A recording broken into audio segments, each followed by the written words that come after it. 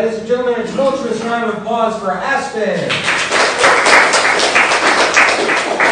I'm going to tell you guys about nuclear medicine technology as a unique, interesting, and rewarding career choice. I'm majoring in nuclear medicine, so I'm excited to tell you guys.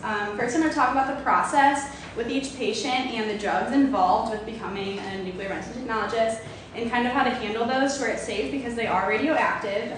Then I'll talk about income, hours, and rewards of working in a healthcare profession. And then we'll discuss if it's right for you. So whether or not you want to work these type of hours, make this type of income, or work in a hospital itself. So first I'll talk about the F-18 drug, which is the radioactive drug. It's treated like a glucose shot. They'll put it in your IV. Inpatients will already have an IV, so that's kind of easy. Then outpatients, you're going to have to give them one, and sometimes it's really hard to find a big vein on people with cancer because they're just kind of like, you know, shallowed and mellowed out, so it's kind of sad. But you get used to it because you are helping them in the end. You're helping them get closer to a good career choice, I mean not career choice, a better cancer plan. So, and then you'll leave that drug in for an hour so it can access your brain, your heart, and wherever the cancer is. So areas of high activity in your brain are going to actually glow in the PET picture, which is a positron emission tomography. It's just a donut-shaped, just giant camera. So your brain, heart, and then wherever the cancer is really going to glow. So you'll take blood from the patient. You want their BP to be between 70 and 120, but if they have diabetes, it's going to be around 140. So you really have to get that patient background. And then you'll give them the F-18 glucose, let it sit for an hour, let everything glow. As an example, I'll just kind of tell you guys, I don't know if you know where your kidney is, but your heart's here, your kidney's here. So then it's at the end of your large intestine. So if you have cancer at the end of your large intestine, that's going to glow, and that's just really going to show the image, and the doctor can better decide what care is good for you because you don't want to be treating cancer in another part of your body if it's not there. It's not going to help you, obviously.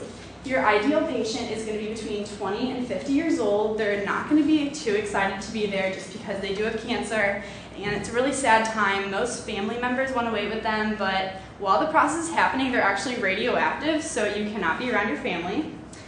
So the CNMTs, which is Certified Nuclear Medicine Technologists, we're two types of shifts. They have the morning shift, which is 3 a.m. to noon. You do have to get up super early, but you get off early.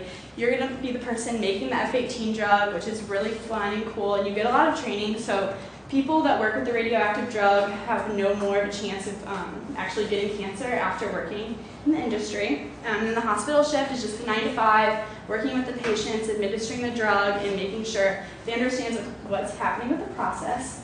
And then the Better Business Bureau in 2015, by the Better Business Bureau Associates, said that the low income of nuclear medicine technologists was $52,000, the median was $72,000, and the high end was $100,000. So you're going to be making a decent amount of money.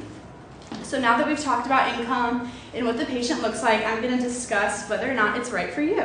So the first time I learned about nuclear medicine was in a really big lecture hall, and I didn't want to be there. It was 8 a.m. And this person just came in and changed my life. I was a dietetic major. I wasn't too excited about it. I just kind of liked food, so I was like, whatever, I guess I'll help people be healthy. But this guy came in and talked about how only 10 kids get into the program each year, and I thought that was super interesting. And just all the different class load, like the classes are really cool, the clinicals. He had kids talk that were in the program about it, and I was just really intrigued.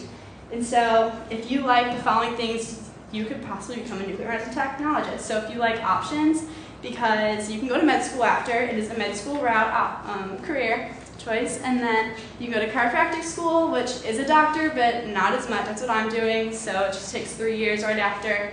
Or you can jump right into the job and start making money, which is exciting.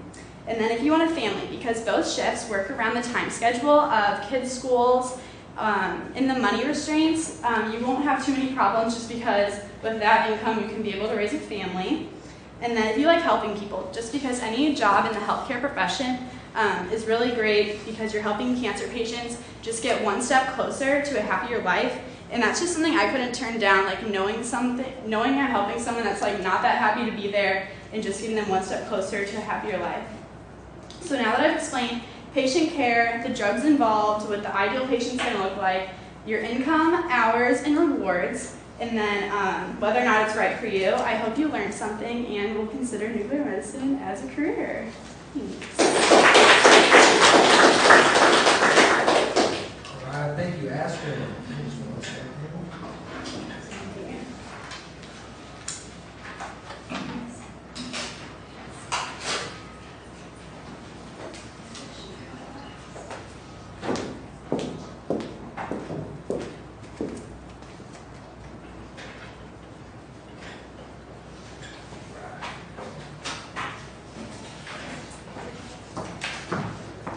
Are you fired up? I'm so excited. All right. Cannot wait. It's going to be